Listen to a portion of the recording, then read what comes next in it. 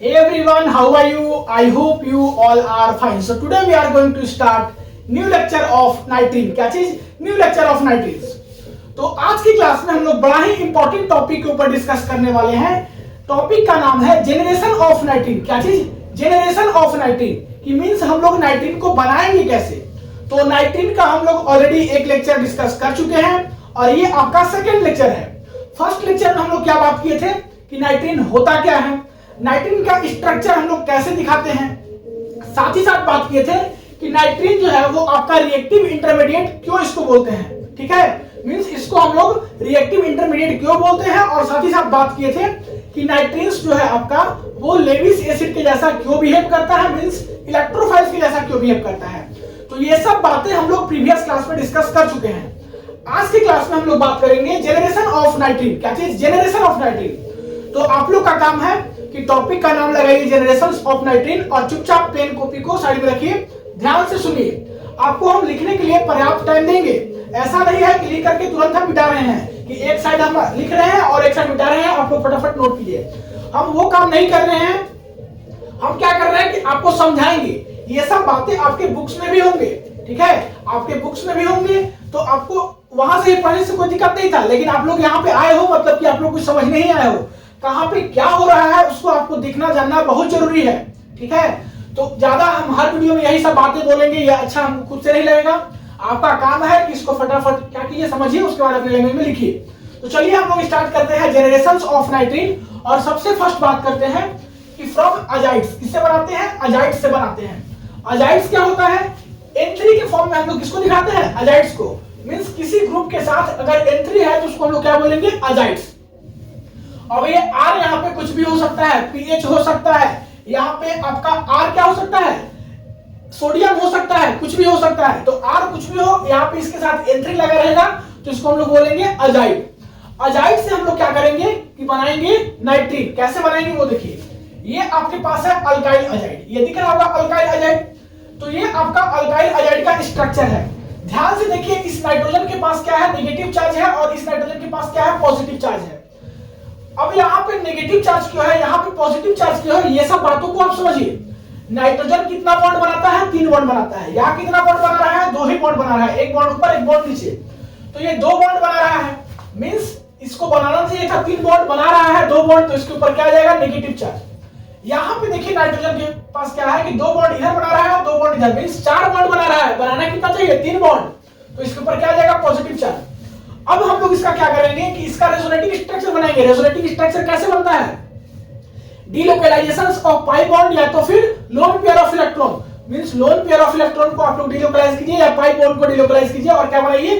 Resonative structure. तो इसका resonative structure कैसे बनेगा? ये नेगेटिव चार्ज अपना बॉन्ड इलेक्ट्रॉन इधर दे देगा, यहाँ पे बना लेगा ट्रिपल बॉन्ड. जैसे ही ट्रिपल बॉन्ड बनाएगा ये बॉन्ड ब्रेक होगा और इस नाइट्रोजन के ऊपर क्या जाएगा? Negative charge.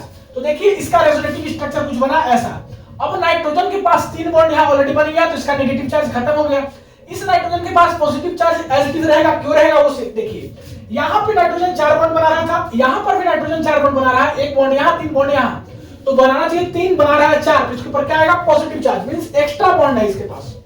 यहाँ पे देखिए नाइट्रोजन 2 ही बॉन्ड बना रहा है तो इसके ऊपर क्या आएगा? Negative charge. तो ये इसका रेजोनेटिव स्ट्रक्चर आपका हुआ. अब यही रेजोनेटिव स्ट्रक्चर को हम लोग यूज करके और बनाएंगे क्या? नाइट्रीन. तो देखिए यही स्ट्रक्चर को एज इट इज हम लोग यहाँ पे लिख दिए हैं. अब क्या करेंगे कि इसका या तो फिर हम लोग थर्मोलिसिस करेंगे या तो फिर हम लोग इसका क्या करेंगे? फोटोलिसिस करेंगे. मींस ये हीट हम लोग दिखा रहे हैं किसके लिए? थर्मोलिसिस के लिए. और ये H दिखा रहे हैं किसके लिए? फोटोलिसिस के लिए. तो थर्मोलिसिस करेंगे और फोटोलिसिस करेंगे. इसका क्या मतलब है? थर्मोलिसिस का मतलब है कि ब्रेकडाउन होगा. क्या चीज होगा? ब्रेकडाउन होगा in the presence of heat. और फोटोलिसिस में क्या होगा? ब्रेकडाउन होगा in the presence of UV light, that is की HNO. तो ये आपका है क्या? Alkyl azide. इसमें हमको क्या करना है कि थर्मोलिसिस करना है या फोटोलिसिस करना है. कैसे करेंगे? जैसे ही थर्मोलिसिस और फोटोलिसिस करेंगे तो ये बॉन्ड यहां से ब्रेक होगा और ये बॉन्ड कहां पे शिफ्ट होगा? नाइट्रोजन के पास. ये बॉन्ड नाइट्रोजन के पास शिफ्ट होगा. नाइट्रोजन का पॉजिटिव चार्ज क्या हो जाएगा? न्यूट्रलाइज हो जाएगा. तो यहां से आपका N2 गैस बाहर निकल गया और साथ ही साथ नाइट्रीन. ये देखिए नाइट्रीन Rn इसके पास एक लोन पेयर, तो एक लोन पेयर दिखाते हैं. ये नेगेटिव चार्ज, ये लोन पेयर के जैसा ही होता है तो इसको भी एक लोन पेयर दिखाते हैं. ये आपका यहां से बना क्या? नाइट्रीन. और साथ ही साथ यहाँ से बाई प्रोडक्ट आपका बन गया N2 गैस और यहाँ से कुछ हीट भी निकलता है। तो उम्मीद करते हैं कि ये बातें आपको समझ में आ गया होगा। अब हम लोग देखते हैं कि अगर अजाइड आपका दूसरा कुछ हो, दैट इज कि अगर आपका असाइल अजाइड हो, यहाँ पे क्या था, अल्काइल अजाइड था, असाइल अजाइड होगा तो क्या होगा, यहां से भी नाइट्रीन बनेगा। जी हाँ, नाइट्रीन बनेगा, जस्ट यही प्रोसेस से बनेगा। तो असाइल क्या है, अजाइड है। इस N3 को आप लोग को खोल करके ऐसे कुछ लिखना होगा, ये जो N3 लिखे है कुछ इसको भी ऐसे ही लिखना होगा।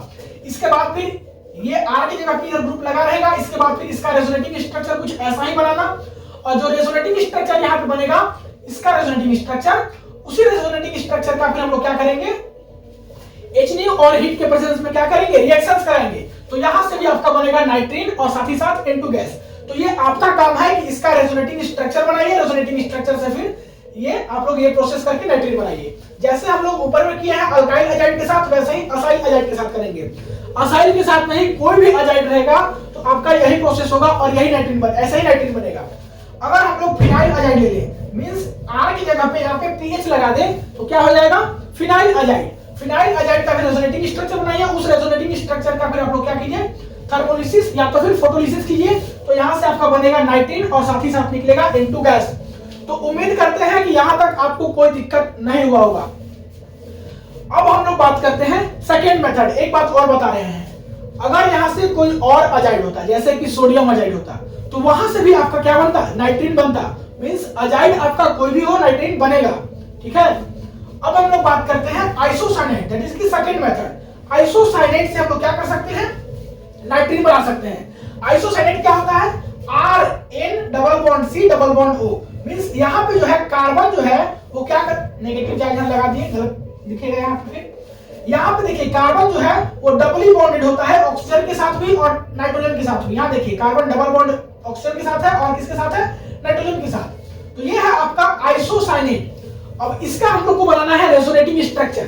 तो यहाँ पे इसके पास लोन पेयर है, ये अपना इलेक्ट्रॉन इधर देगा, ये जैसा ही इलेक्ट्रॉन देगा यहाँ पे ये बॉन्ड ब्रेक होगा, यहाँ पे बनेगा ट्रिपल बॉन्ड और यहाँ पे आपका आ जाएगा नेगेटिव चार्ज। तो ये देखिए R इस नाइट्रोजन के ऊपर आया नेगेटिव चार्ज, क्योंकि ये बॉन्ड ब्रेक होकर के अपना इलेक्ट्रॉन दिया। ठीक है। सेकंड में यहाँ पे ऑक्सीजन के ऊपर आया पॉजिटिव चार्ज। क्यों पॉजिटिव चार्ज आया, क्योंकि ऑक्सीजन अपना इलेक्ट्रॉन को डोनेट किया है। तो ऑक्सीजन अपना इलेक्ट्रॉन को डोनेट किया, इसके ऊपर पॉजिटिव चार्ज, और नाइट्रोजन इलेक्ट्रॉन लिया, इसके ऊपर नेगेटिव चार्ज। ठीक है। तो ये इसका रेजोनेटिंग स्ट्रक्चर। अब इस रेजोनेटिंग स्ट्रक्चर में हम लोग क्या करेंगे, थर्मोलिसिस या तो फिर फोटोलिसिस करेंगे।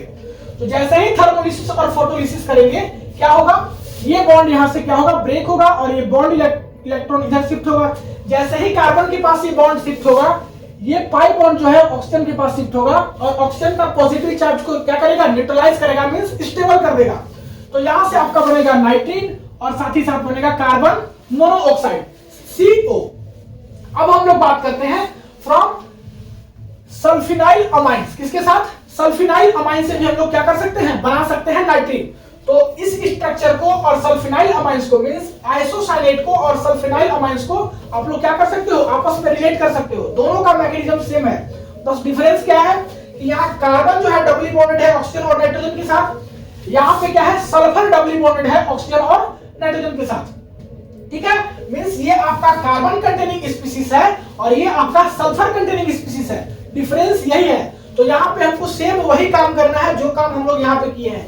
क्या करेंगे, इसका डिलोकलाइजेशन करेंगे, इसका रेजोनेटिंग स्ट्रक्चर बनाएंगे। जैसे ये बॉन्ड इलेक्ट्रॉन इधर आएगा, ये बॉन्ड ब्रेक होगा, नाइट्रोजन के ऊपर नेगेटिव चार्ज। देखिए ऑक्सीजन अपना इलेक्ट्रॉन दिया, चलते इसके ऊपर पॉजिटिव चार्ज, नाइट्रोजन के पास एक्स्ट्रा इलेक्ट्रॉन आया, चलते इसके पास नेगेटिव चार्ज। ये इसका हो गया रेजोनेटिंग स्ट्रक्चर।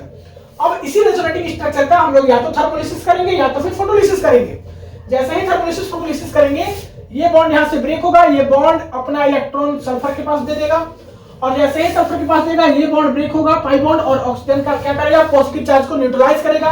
तो यहां से आपका बनेगा नाइट्रीन और साथ ही साथ यहां से आपका बनेगा सल्फर मोनोऑक्साइड। क्या बनेगा, सल्फर मोनोऑक्साइड। थोड़ा फास्ट इसलिए है क्योंकि ये सब बातें आप लोग को फटाफट समझ में आ रहा होगा, इसमें कोई रॉकेट साइंस नहीं है, बस कहां पे क्या हो रहा है वो आपको हम बता रहे हैं। नेक्स्ट मेथड है फ्रॉम ऑक्साजिरिडीन। फोर्थ मेथड किससे बना सकते हैं, ऑक्साजिरिडीन से बना सकते हैं। तो ये है आपका ऑक्साजिरिडीन का स्ट्रक्चर। इसका हम लोग को कराना है, या तो आपको कराना है क्या चीज, फोटोलिसिस, या तो कराना है थर्मोलिसिस। फोटोलिसिस में क्या कि breakdown of sigma bond in the presence of क्या, यूवी लाइट, और थर्मोलिसिस में क्या कि breakdown of sigma bond in the presence of heat. तो यहाँ पे हम लोग क्या करेंगे, सिग्मा बॉन्ड का ब्रेक करेंगे। और यहाँ पे जो ब्रेकडाउन होता है वो होता है आपका होमोलिटिक क्लीवेज। क्या होता है, होमोलिटिक क्लीवेज। आपको बता रहे हैं होमोलिटिक क्लीवेज कैसे होता है। अगर मान लीजिए कि ये आपका कार्बन और ये नाइट्रोजन है, ठीक है, इसमें अगर हमको होमोलिटिक क्लीवेज करना है तो होमोलिटिक क्लीवेज में क्या होगा कि कार्बन अपना इलेक्ट्रॉन अपने पास लेगा, नाइट्रोजन अपना इलेक्ट्रॉन अपने पास लेगा। मींस जो बॉन्ड बना है, बॉन्ड का दोनों एटम जो है अपना अपना इलेक्ट्रॉन क्या करेगा, ले लेगा। तो ऐसे होता है आपका होमोलिटिक क्लीवेज। तो ये बॉन्ड यहां से ब्रेक होगा और ये कार्बन अपना इलेक्ट्रॉन यहां पे ले लिया, ये नाइट्रोजन अपना इलेक्ट्रॉन यहां पे ले लिया। यहां पे एक और होमोलिटिक क्लीवेज होता है, ये ऑक्सीजन नाइट्रोजन के बीच में, और यहाँ पे ये नाइट्रोजन अपना इलेक्ट्रॉन ले लेता है, यहाँ पे ये ऑक्सीजन अपना इलेक्ट्रॉन ले लेता है। तो यहाँ से आपका होमोलिटिक क्लीवेज कुछ ऐसा होगा। अब क्या बनेगा, तो आपका इंटरमीडिएट जाके बनेगा कुछ ऐसा। इंटरमीडिएट को समझने का प्रयास कीजिए। ये कार्बन है, इसके साथ कोई दो ग्रुप लगा है, ये कार्बन है, इसके साथ कोई दो ग्रुप लगा है। ये बॉन्ड ब्रेक हो गया तो कार्बन के पास क्या आ गया, एक इलेक्ट्रॉन आ गया। इसी को हम लोग यहाँ पे रेडिकल के फॉर्म में दिखा दिए हैं। और यहाँ पे इसके साथ जुड़ा हुआ है एक ऑक्सीजन, तो ऑक्सीजन को दिखा दिए। यहाँ पे भी ये भी आपका क्या हुआ है, सिग्मा बॉन्ड ब्रेक हुआ है, मींस यहाँ पर भी होमोलिटिक क्लीवेज हुआ है। तो ये इलेक्ट्रॉन, यहाँ पे एक इलेक्ट्रॉन मिला है। अब इसी इलेक्ट्रॉन को हम लोग यहाँ पे रेडिकल के फॉर्म में दिखा दिए। साथ ही साथ ये नाइट्रोजन, ये कोई दो ग्रुप के साथ लगा है तो उसको हम लोग दिखा दिए। और साथ ही साथ ये बॉन्ड ब्रेक हुआ और ये बॉन्ड, मींस ये दो सिग्मा बॉन्ड ब्रेक हुआ। तो दोनों सिग्मा बॉन्ड से इसको एक एक इलेक्ट्रॉन मिला होगा, तो वही दोनों इलेक्ट्रॉन को हम लोग यहाँ पे दिखा दिए। ठीक है, तो ये जाके आपका बना है इंटरमीडिएट। अब क्या करेंगे कि ये रेडिकल और ये रेडिकल मिलके क्या करेगा, बॉन्ड बना लेगा। तो यहां से आपका बना लेगा C डबल बॉन्ड O, और इसके साथ कोई जो ग्रुप लगा है वो तो लगा ही है, साथ ही साथ यहां से आपका मेन प्रोडक्ट यानी इसकी नाइट्रीन बनेगा। तो उम्मीद करते हैं कि यहां तक आपको चारों मेथड समझ में आया होगा। किस किस से, अजाइड से कैसे बनाएंगे, आइसोसाइनेट से कैसे बनाएंगे, सल्फिनाइल अमाइन से कैसे बनाएंगे, और ऑक्साजिरिडीन से कैसे बनाएंगे। ठीक है, तो ये सब आपका मेथड समझ में आ गया होगा। एक आध मेथड्स और है, थोड़ा ज्यादा जोर से बोलना पड़ रहा है। रीजन है कि बगल में कहीं शादी है और वहां पे बहुत ज्यादा साउंड में क्या बज रहा है, डीजे बज रहा है। तो थोड़ा सा हमको अपना स्पीड बढ़ाना पड़ रहा है। इसलिए नहीं कि आपका वीडियो में ज्यादा डिस्टर्बेंस है, इसलिए कि हमको डिस्टर्ब ना करे, इसलिए हम अपना साउंड को थोड़ा सा क्या किए हैं, ज्यादा कर दिए हैं। तो थोड़ा सा आप लोग क्या कीजिएगा, उसको मैनेज कीजिएगा। और अगर बगल से थोड़ा साउंड आ रहा होगा तो थोड़ा कम्प्रोमाइज कीजिएगा, क्योंकि एक दो दिन किसी का शादी होगा ही, और शादी होगा तो थोड़ा आप लोग को क्या करना होगा, मैनेज करना होगा।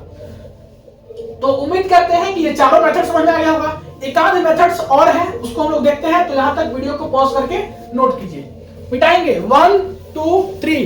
देखिए अभी हम बोल रहे हैं, वीडियो को पॉज करके नोट कीजिए, तो आप लोग फटाफट नोट कर लीजिए। जब सुनने का टाइम लिए थे सुन लिए थे, अब नोट कर लीजिए 1 2 3। चलिए मिटाते हैं। तो फिफ्थ मेथड्स है, उसको भी हम लोग क्या करते हैं, देख लेते हैं। ये लास्ट है, आपको बस इसको क्या करना है, पर देख लेना इसमें हो क्या रहा है। ये देखिए एक्चुअल में ये आप लोग नहीं भी लिखिएगा तो कोई दिक्कत नहीं है, लेकिन आपके था बुक्स में, तो इसको हम लोग क्या किए, बता दे रहे हैं। क्या करना है हमको कि बनाना है किससे, nitrene from N benzene sulfonoxy carbamate से। किससे, from N benzene sulfonoxy carbamates. इससे हमको क्या करना है, नाइट्रीन बनाना है। तो कैसे बनाएंगे वो देखिए। ये है आपका एन बेंजीन सल्फोनॉक्सी कार्बामेट्स। ये क्या है, एन बेंजीन सल्फोनॉक्सी कार्बामेट्स। इसका हमको रिएक्शंस कराना है OH माइनस के साथ। किसके साथ कराना है, OH माइनस के साथ, दैट इसकी बेस के साथ। तो जैसे ही इसका हम लोग रिएक्शंस करेंगे OH माइनस के साथ, यहां से आपका बनता है नाइट्रीन। और यहां पे जो नाइट्रीन बनता है वो बनता है कार्बो अल्कोक्सी नाइट्रीन। क्या बनता है, कार्बो अल्कोक्सी नाइट्रीन। और साथ ही साथ यहां से जो आपका बाई प्रोडक्ट बनता है वो बनता है बेंजीन सल्फोनेट अनायन, जो कि यहां से आपका क्या होता है, इलिमिनेट हो जाता है, बाहर हो जाता है। ये आपका बाई प्रोडक्ट है। तो वही बात है यहाँ पे स्टेटमेंट में लिखा है, थोड़ा सा आप लोग ध्यान से देख लीजिए। N benzene sulfonoxy carbamates leads to the formation of क्या चीज, carbo alkoxy nitrene, and in this process क्या चीज, इन दिस प्रोसेस इलिमिनेट्स क्या, बेंजीन सल्फोनेट अनायन। कह रहा है कि हम लोग एन बेंजीन सल्फोनॉक्सी कार्बामेट्स से क्या बनाते हैं, नाइट्रीन बनाते हैं। और कैसा नाइट्रीन बनाते हैं, कार्बो अल्कोक्सी नाइट्रीन। और ये इस प्रोसेस में क्या होता है कि बेंजीन सल्फोनेट अनायन क्या होता है, इलिमिनेट्स होता है, बाहर निकल जाता है। तो उम्मीद करते हैं कि ये भी आपको मेथड समझ में आ गया होगा। अब हम लोग अगले क्लास में बात करेंगे। अगली क्लास में क्या बात करेंगे, अगली क्लास में हम लोग बात करेंगे टाइप्स ऑफ नाइट्रीन। जैसे हम लोग पढ़े थे टाइप्स ऑफ कार्बिन के केस में, वैसे ही यहाँ पे हम लोग बात करेंगे टाइप्स ऑफ नाइट्रीन। तो मिलते हैं अगले क्लास में, तब तक के लिए पढ़ाई करते रहिए। All the very best. Video को पॉज करके नोट कर लीजिए।